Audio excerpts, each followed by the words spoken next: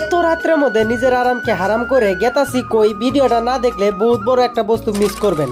রুমের মধ্যে আরামসে শুয়ে আছিলাম, তার মধ্যে দিল বিকি ফোন সিনেমা হলের সামনে ইমার্জেন্সি যাওয়া লাগে। কি এর জন্য তাও জানি না। বাইরে এসে দেখি আমার বাইকটা নাই, আবার বাইক রেখে গেছে।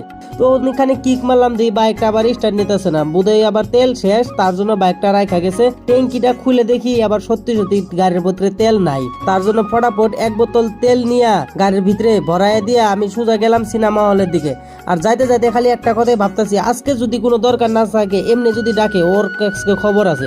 আর দেখি বিকির গাড়ি আছে, কিন্তু বিকি নাই। ও আবার দোকানের সামনে দাঁড়ায় রয়েছে, আমার দেহে নাই, আমি ওরে কিন্তু দেখছি। ও দেখার পর ওর রিয়েকশনটা দেখছে না গাইস, কি রিয়েকশন দিল, ভিতরে নিয়ে যায় আবার আমার মিষ্টিও খাইতে দিল।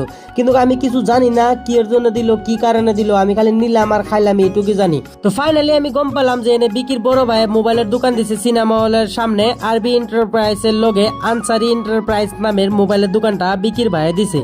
তো দোকান তো অনেকগুলো আছে, কিন্তু এর দোকানে যে আসতে হবে এটার মধ্যে কিছু তো স্পেশাল থাকতে হবে না। তো ওর মুখ থেকে আমি নিজে শুনলাম ওর দোকানে কি স্পেশাল আছে, তোমরা একটু শুনো। তোর দোকানের মধ্যে স্পেশাল কি আছে? যে দোকান বহুত গুলো আছে, তোর দোকানে যাবো। দোকানের মধ্যে কোয়ালিটি আছে, যদি তোমার ভিডিও কেউ দেখে আমার দোকানে ভিজিট করে, ইয়ার ভাই সিনেমা হল আনসারি এন্টারপ্রাইজ, যদি তোমার ভিডিও দেখে কেউ ভিজিট করে, তাহলে যে কোনো মোবাইলের সাথে ওইটা একটা স্মার্ট ওয়াচ দেন, নাহলে একটা ভালো কোয়ালিটি এয়ারবাড দেন। যদি তুমি মার্কেটে কিনলেন তো ধর 1000, 2000, 3000 বলতে পারো।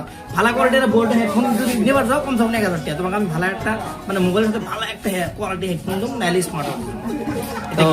এটা কি সবার জন্য গিফট আছে? সবার জন্য, যদি তোমার ভিডিও খালি দেখে আয় ভালো।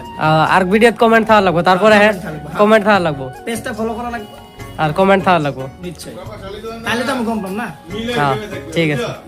তো আজকের ভিডিওটা ছিল এখানেই পর্যন্তই। ভালো লাগলে অবশ্যই লাইক কমেন্ট শেয়ার করবেন। সিনেমা হলের সামনে আইলে একবার হলে এই দোকানটাতে থেকে ঘুরে যাবেন।